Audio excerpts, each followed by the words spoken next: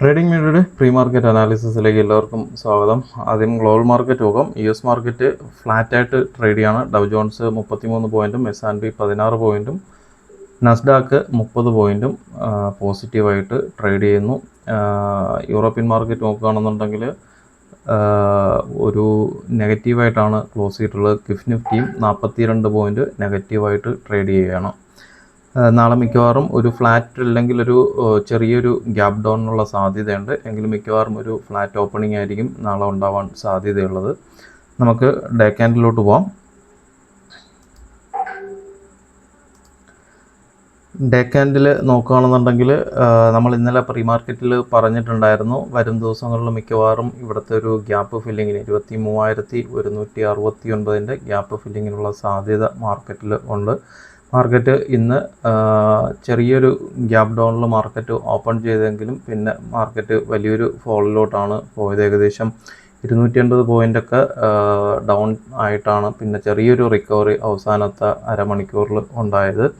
Market മിക്കവാറും വരും ദിവസങ്ങളിൽ മിക്കവാറും ഈ ഒരു ഗ്യാപ്പ് ഫില്ലിങ്ങിന് വേണ്ടിയിട്ട് താഴോട്ട് പോകാൻ സാധ്യതയുണ്ട്.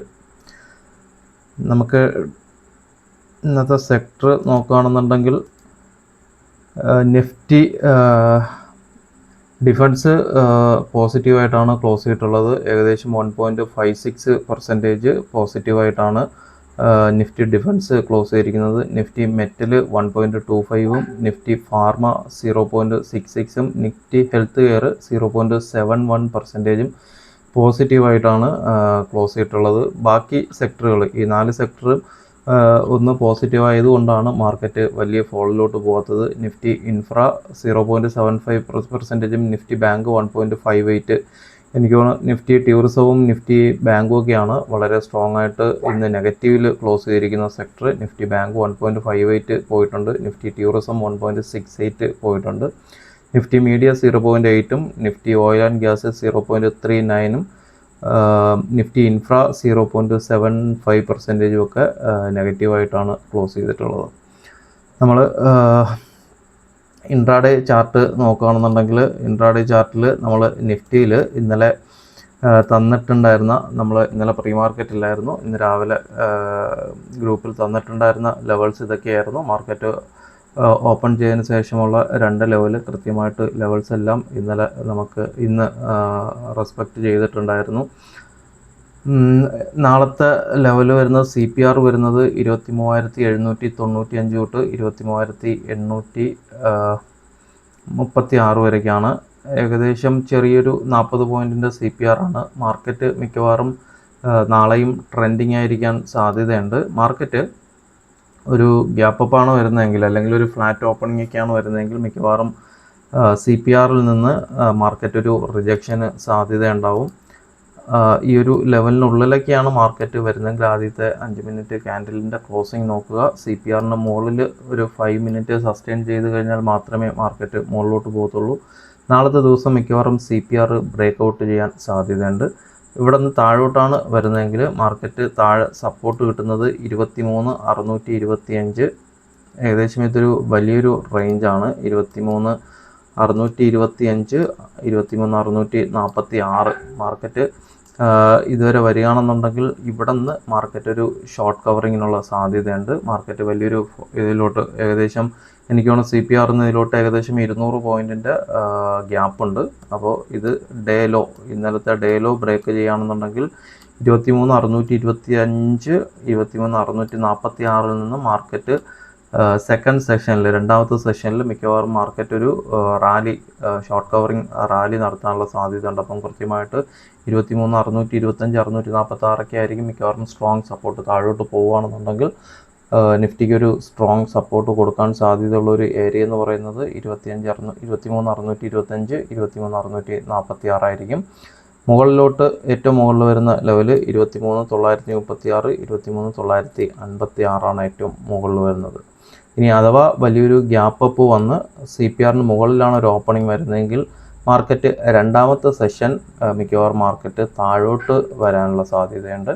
എന്തായാലും രണ്ടാമത്തെ സെഷനിൽ മിക്കവാറും മാർക്കറ്റ് ഓപ്പോസിറ്റ് ഡയറക്ഷനിലോട്ട് മാർക്കറ്റ് മൂവ് ചെയ്യാനുള്ള സാധ്യതയുണ്ട്. അപ്പം കൃത്യമായിട്ട് രണ്ട് സൈഡും ലെവൽസ് നോക്കുക.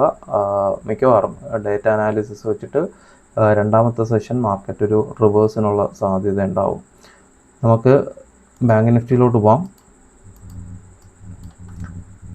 ബാങ്ക് നിഫ്റ്റിയും നമ്മൾ ഇന്ന് രാവിലെ ഗ്രൂപ്പിൽ തന്നിട്ടുണ്ടായിരുന്ന ലെവൽസ് കൃത്യമായിട്ട് ലെവൽസ് നമുക്ക് റെസ്പെക്റ്റ് ചെയ്തിട്ടുണ്ട്. CPRനുള്ളിൽ തന്നെ മാർക്കറ്റ് ഓപ്പൺ ചെയ്തു. അവിടെ നിന്ന് തന്നെ ഹൈ എടുത്തിട്ട് സപ്പോർട്ട് എടുത്തു. വീണ്ടും അതേ ഒരു ആദ്യത്തെ CPRന്ന് റെസിസ്റ്റൻസ് വന്നു. പിന്നെ മാർക്കറ്റ് താഴോട്ട് വന്നു.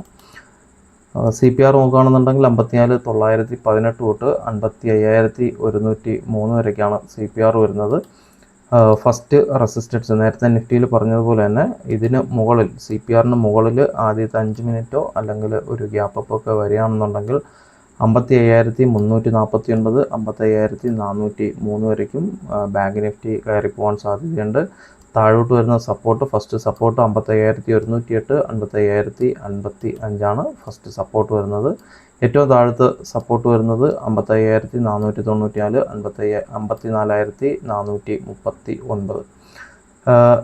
ഒരു ഫ്ലാറ്റ് ഓപ്പണിംഗ് വന്ന് CPRന്ന് റിജക്ഷൻ വന്ന് താഴോട്ട് വരികയാണെന്നുണ്ടെങ്കിൽ മാർക്കറ്റ് ഈ ഒരു ലെവലിൽ നിന്ന് സപ്പോർട്ട് എടുത്ത് തിരിച്ചു കയറും. നിഫ്റ്റിക്ക് സപ്പോർട്ട് എടുക്കുന്ന അതേ സമയത്ത് തന്നെ ചിലപ്പം ബാങ്ക് നിഫ്റ്റിയും ഈ ഒരു ലെവലിൽ നിന്ന് സപ്പോർട്ട് എടുത്ത് തിരിച്ചു കയറാൻ സാധ്യത വളരെ കൂടുതലാണ്. നമുക്ക് സെൻസെക്സ് നോക്കാം.